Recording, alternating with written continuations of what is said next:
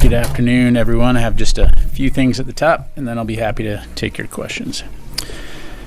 First, taking a look at the Middle East region, the department continues to maintain a robust force posture throughout the U.S. European Command and U.S. Central Command areas of responsibility to protect U.S. forces, enable our support for the defense of Israel, and to ensure the United States is prepared to respond to various contingencies. As we've discussed previously, U.S. forces in the region include, but aren't limited to, an amphibious ready group and Marine Expeditionary Unit, multiple destroyers, fighter aircraft, and carrier strike group presence. Of note, following a period of dual carrier coverage by the Theodore Roosevelt CSG and the Abraham Lincoln CSG in the CENTCOM region, the Theodore Roosevelt has departed and begun its transit into the Indo Pacific Command area of operations. As we have been since the beginning of the crisis in the Middle East following Hamas's vicious October 7 attacks, we remain intensely focused on working with regional partners to de-escalate tensions and deterring a wider regional conflict. The United States also remains very focused on securing a ceasefire as part of a hostage deal to bring all of the hostages home and to end the war in Gaza. Closer to home, as you may have seen reported, what is now called Tropical Storm Francine made landfall in Louisiana yesterday as a Category 2 hurricane, bringing storm surges, flash and urban flooding, hurricane-force winds, and tornado watches. The governor of Louisiana declared a state emergency earlier this week and brought nearly 3,000 Louisiana National Guardsmen onto state active duty. These guardsmen, along with 134 high-wheeled vehicles, 65 watercraft, and 32 Army Guard helicopters, were positioned around the state to support response and recovery operations. As of this morning, 5 parishes are still under mandatory evacuation and more than 390,000 homes are without power. For more information about the response and recovery, I would encourage you to reach out to the Louisiana National Guard. And finally, Secretary Austin will travel to Maxwell Air Force Base, Alabama tomorrow and will accompany First Lady Dr. Jill Biden to highlight the new universal pre-kindergarten program being implemented at Department of Defense education activity schools. Secretary Austin will also provide remarks at Maxwell to announce the multiple new initiatives in support of his Taking Care of People effort, emphasizing the department's commitment to the overall well-being and quality of life of our service members and their families. We'll have much more to provide tomorrow, but you can anticipate these new initiatives will be focused on actions that improve the quality of life for our service members, enhance their economic security, support the careers of military spouses, and make moves to new assignments easier. And with that, I'd be glad to take your questions. I'll start with Tara, AP. Thanks, General Ryder. On Ukraine, you've seen in the last day or so Secretary Blinken say that the door may be opening a little bit to the U.S. considering giving Ukraine more long-range strike options or loosening restrictions. But we heard pretty clearly from Secretary Austin last week that he's not in favor of this. Is that thinking changing? Is the building now considering giving Ukraine more long-range strike options? Yeah, I've certainly seen the press reports on that. I would tell you there has been no change to our policy. I don't have anything to announce, and certainly if there are any changes, we'll let you know. But as of today, that policy has not changed. What is the primary driver behind Secretary Austin being reluctant to further loosen the restrictions or to provide more long-range options? Yeah, well, I mean, first of all, again, this is our policy, right? And we've, of course, worked with the Ukrainians to ensure that they have the ability to conduct cross-border counterfire defensive strikes to defend their troops that are being attacked from across the border in Russia. We are very, very much focused, and we've talked about this before, on ensuring that Ukraine has what it needs to be able to preserve its sovereignty and take back occupied territory. And that's going to continue to be our focus. The bottom line is we want to see Ukraine win in this conflict. And when they feel that it's time, Ukraine feels that it's time to go to the negotiating table, we want them to do so with as strong a hand as possible. And I would point you to Secretary Austin's comments at Ramstein last week, where he highlighted there is no one capability, there is no silver bullet that is going to enable Ukraine to succeed. It's about taking all of the capabilities that they have and employing them in a way that gets them closer to success and having that stronger hand at the negotiating table. So again, as this battlefield has evolved, our support to Ukraine has evolved. But again, as of right now, the policy has not changed. I'll just leave it there. Okay, one other topic. On Syria, there are reports that Israel conducted a raid against and obtained some IRGC documents and whatnot in Syria. Can you confirm this? Yeah, again, seen those press reports, but I'd refer you to the Israelis for any questions about their operations. Thanks. Jennifer. Pat, I have some questions about the M1 Abrams tanks. Have they been used on the battlefield in Ukraine, and if so, how many?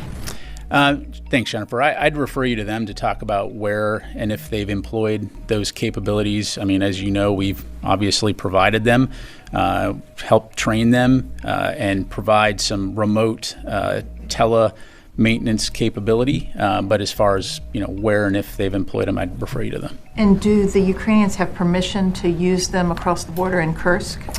Well, as I highlighted, I mean, what we've agreed to with the Ukrainians is that they can use U.S. security assistance to conduct counterfire, defend themselves from potential Russian attacks or actual Russian attacks from across the border.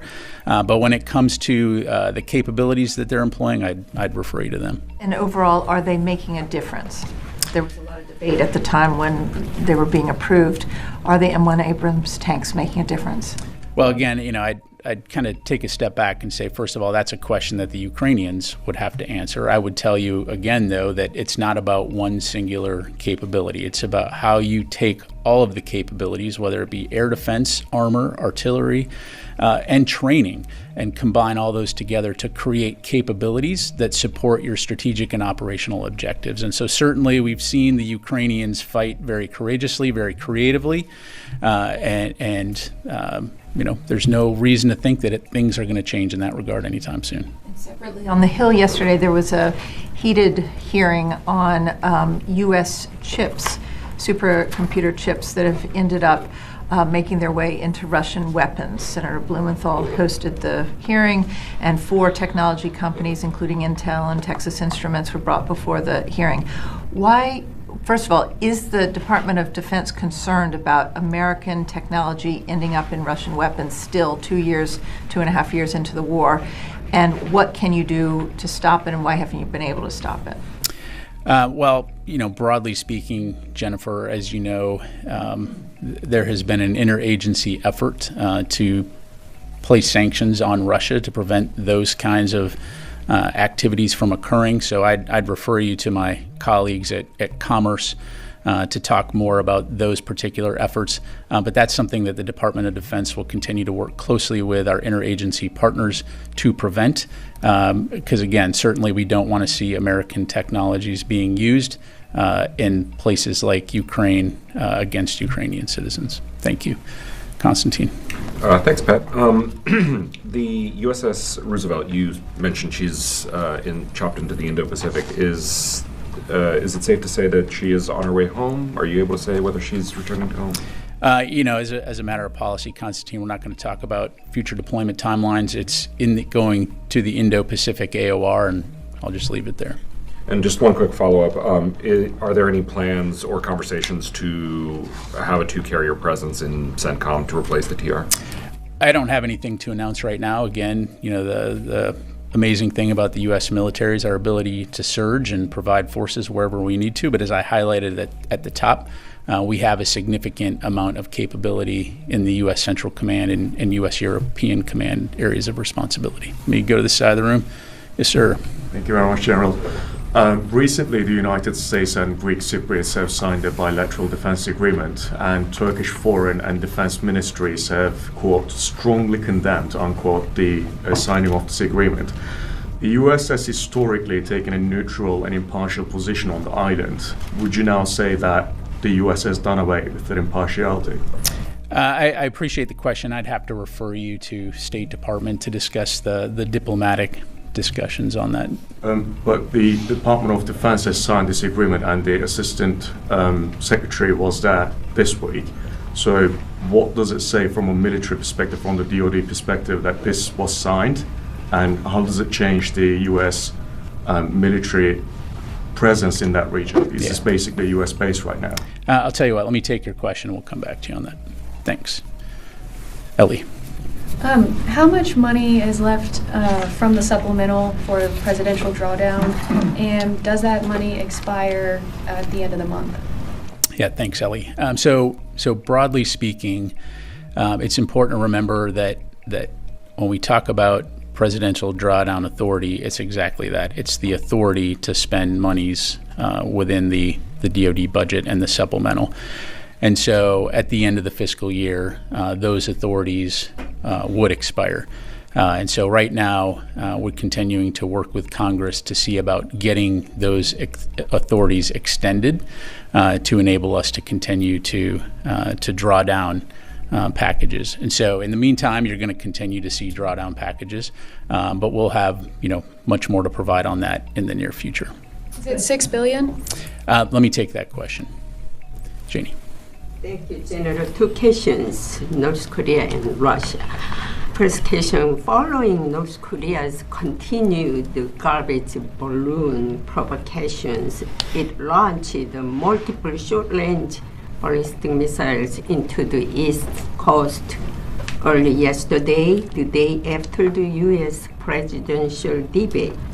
Do you think there is a possibility that North Korea will use additional provocations to interfere with the United States presidential elections? Look, we obviously saw the DPRK's launching of those missiles. I would refer you to Indo Pacom's statement on that. We certainly condemn that kind of destabilizing action, and I'll just leave it there. On Russian Ministry of Defense said it could use nuclear weapons if Ukraine attacked the Russian mainland with the U.S. long-range missiles. What is your reaction on this? Yeah, well, this kind of nuclear saber rattling isn't new. It's very irresponsible. It's dangerous. You've heard Secretary Austin highlight the fact that this is not the kind of language that a nuclear-armed, large military country that's nuclear-armed with a large military should be saying. All that to say, we have not seen anything at this point that would indicate that we need to adjust our strategic force posture. So we'll continue to monitor that, but at this point, there's been no change to our posture. Let me go to the phone here. Missy Ryan, Washington Post. Hey, Pat, thank you.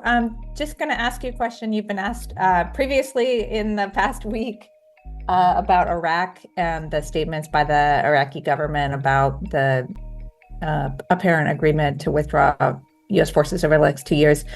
Are they accurate? And I know you've said that you can't confirm that just now.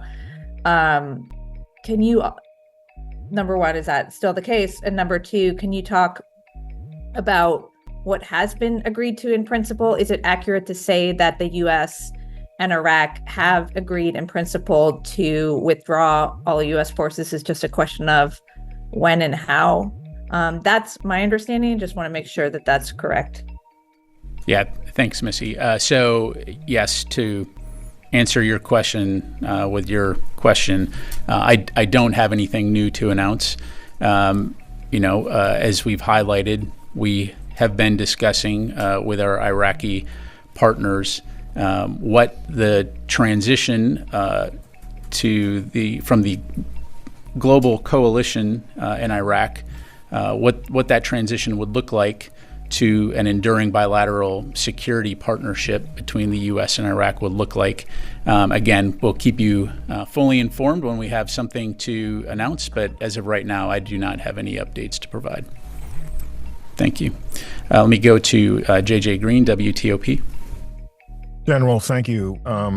Ukraine's President Zelensky said a little earlier today that they believe Russia's begun a counteroffensive in the Kursk region, and I'm interested in knowing what the Pentagon, thinks this means for this conflict when you consider what we've learned from the building and from U.S. intelligence about Russia gathering weapons as well, including ballistic missiles from Iran in recent days, and how this impacts the future and the U.S. plans to support Russia.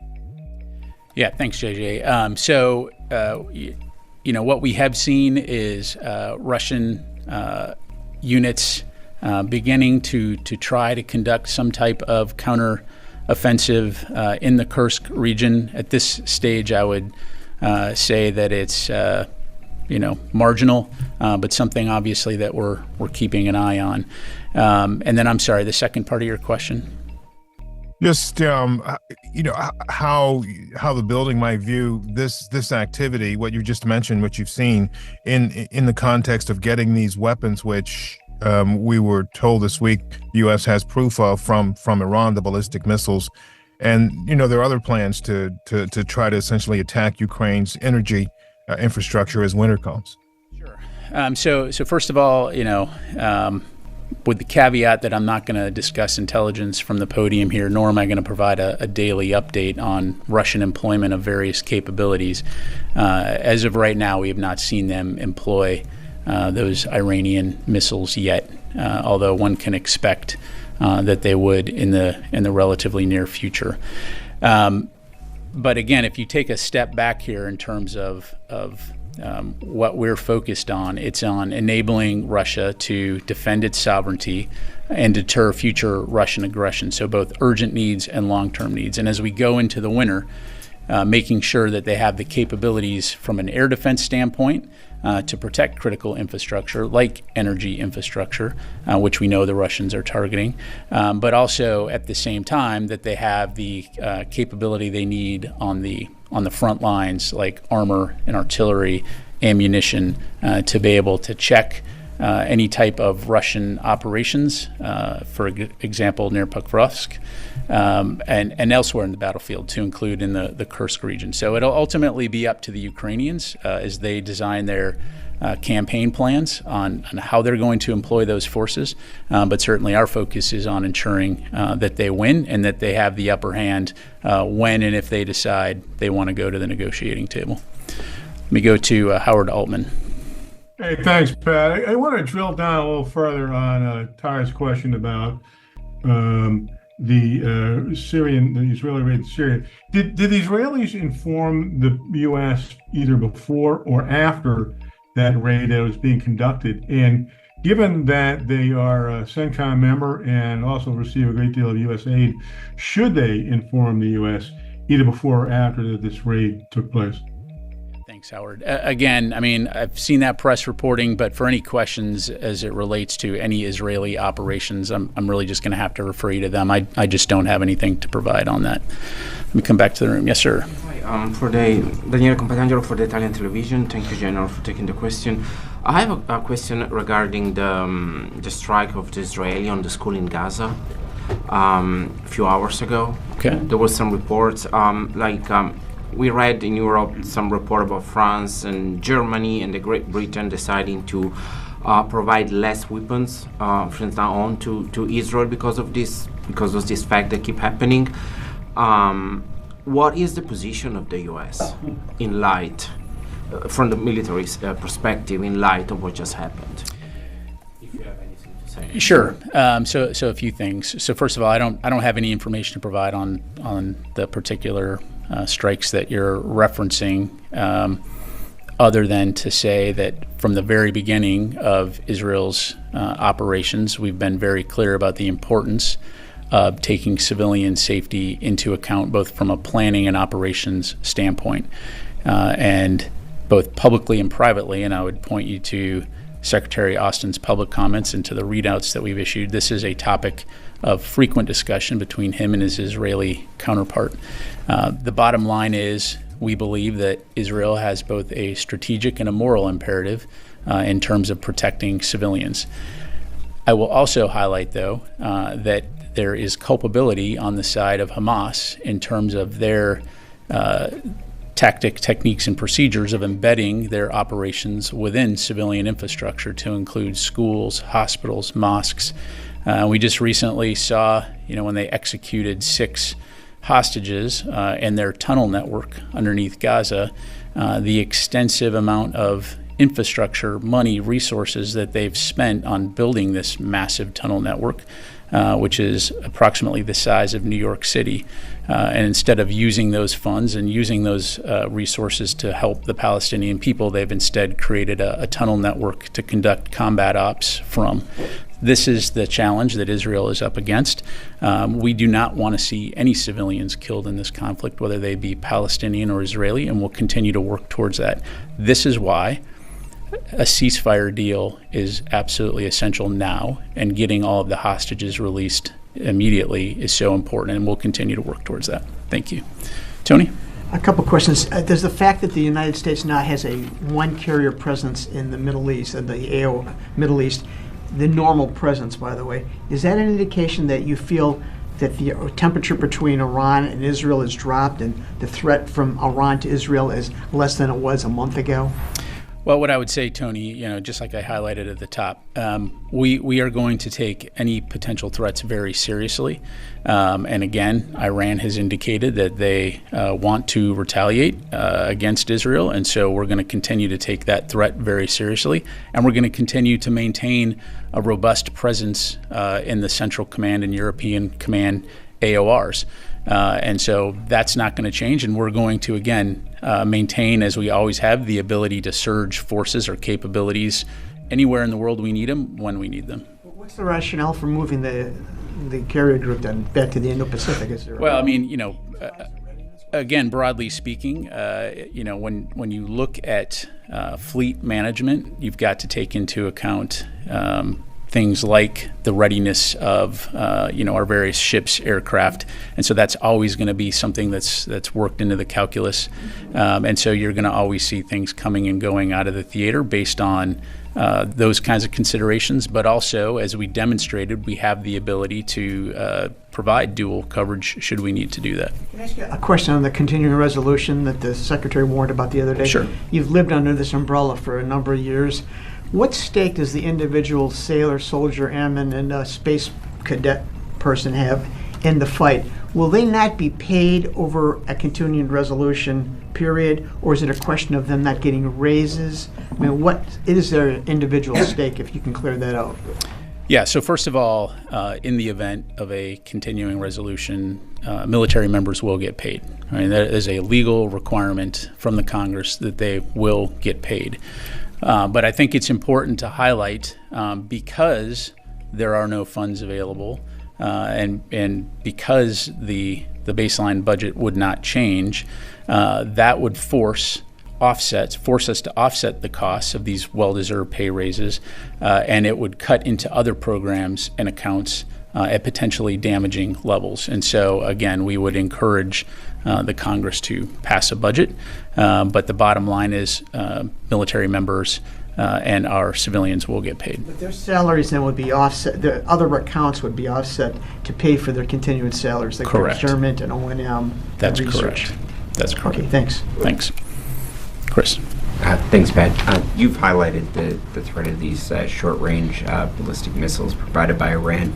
Does the Pentagon believe that U.S. systems provided to protect against ballistic missiles would be effective against these Iranian systems? Well, Chris, I would tell you that it's not just U.S. systems. The international community has rushed air defense capabilities and training to the Ukrainian armed forces. And so this is really an international effort to support Ukraine and their integrated air defense capabilities. And that's something that we're going to continue to look at to enable them to defend against those kinds of missiles and the other threats that Russia has employed. And don't forget, this isn't Iran's entree into this conflict. They've been providing drones, one-way attack drones, as you know, for a while now. And so they are absolutely complicit in the continued death and destruction of innocent civilians inside of Ukraine. And we'll continue to do everything we can to enable the Ukrainians to be able to defend themselves, both on the ground and in the air. Thank you. Yes, Otep. Thank you. I have a question on this new NATO command and release button that was supposed to coordinate security assistance for Ukraine. Has it begun its operation? Do you have any details or updates on that? That's really a question for NATO. You're talking about NSATU, which is the NATO element. My understanding is that yes, they have begun. But again, I'd refer you to NATO for any details. One more on the air defenses for Ukraine. The Patriot battery that was announced by the president in July, has it arrived in Ukraine? Is there additional training? So what's the status of that delivery? Yeah, so as I'm sure you can appreciate, for operation security reasons, I'm not going to talk about the movement of Patriots other than to say that, A, we'll let the Ukrainians talk to their level of comfort about what capabilities have arrived in country, and we'll defer to them on that. But B, we are going to, as we have from the very beginning, continue to work with the international community to rush those capabilities there as fast as we can. Thank you. Time for a few more. Ryu. Thanks so much. The question is about Okinawa. Yesterday, the governor of Okinawa, Tamaki, met with officials at the Pentagon and the State Department, and the governor expressed his concerns about recent alleged sexual assaults by U.S. service members in Okinawa and a lack of transparency in these cases. So could you please provide a comment on this meeting and on how the U.S. and Japan can improve transparency in incidents in Okinawa? Yeah, no, I really appreciate the question. And as we've said before, the alleged behavior of these service members in no way reflects the core values of the U.S. military, nor does it represent the conduct of the overwhelming majority of U.S. personnel who are based in Japan that we have forward deployed. And so we do share the concerns of the local community regarding these cases. We are deeply troubled by the severity of the allegations, and we absolutely regret the anxiety this has caused. I do know that the respective units are working very closely with local authorities to investigate the allegations thoroughly, while at the same time ensuring the due legal process under applicable laws and agreements. And I would refer you to U.S. Forces Japan for any further questions on that. Thank you. Thank you very much, General. My first question is about Pakistan's role in the Indo Pacific strategy of the U.S. As I'm sure you know, that China has invested big billions of dollars there in the seaport, and their weapon is mostly now Chinese as well. Is there any other role of Pakistan from a military point of view you see beside the terrorism operations that you guys conduct? Well, I mean, that's really a question for Pakistan to address. Certainly, as you know, we value Pakistan as a partner, and we'll continue to look at ways that we can work together towards regional security and stability, but I don't have any specific announcements to make. Thanks. One more, General. In Pakistan, they have started, Pakistan military has just used a new name for the Taliban in Pakistan, something like Fitna Khariji. And that reminded me of Shakespeare quote, which said that, "What's in a name that which we call a rose, by any other name would smell as sweet." So just to America, their change of name makes a difference. I mean, a terrorist organization.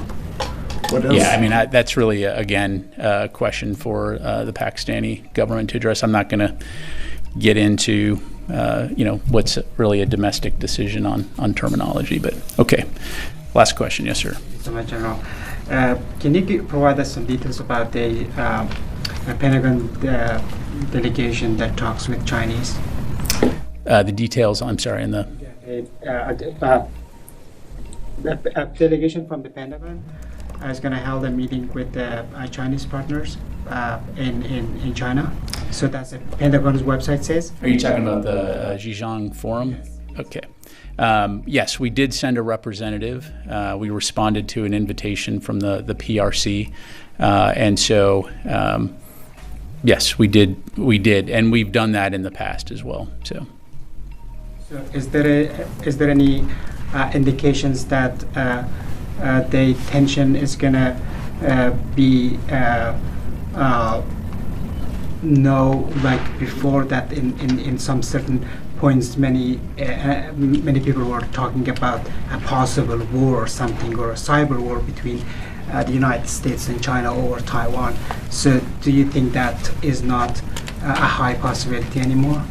Well, look, Secretary Austin's been pretty clear. We do not believe that conflict is inevitable or imminent, our focus is on maintaining open lines of communication to prevent potential miscalculation or from competition from veering into conflict. And so I think that these types of venues are very important to enable that communication to continue. As we talked about earlier in the week, you had the Indo Pacific commander talking to his theater counterpart. And so we'll continue to look at those kinds of opportunities to keep those lines of communication. At the end of the day, what we're focused on is working with partners throughout the region and throughout the world to ensure security and stability, peace and prosperity for everyone. And so we'll just leave it there. All right. Thank you very much, everybody. Appreciate it.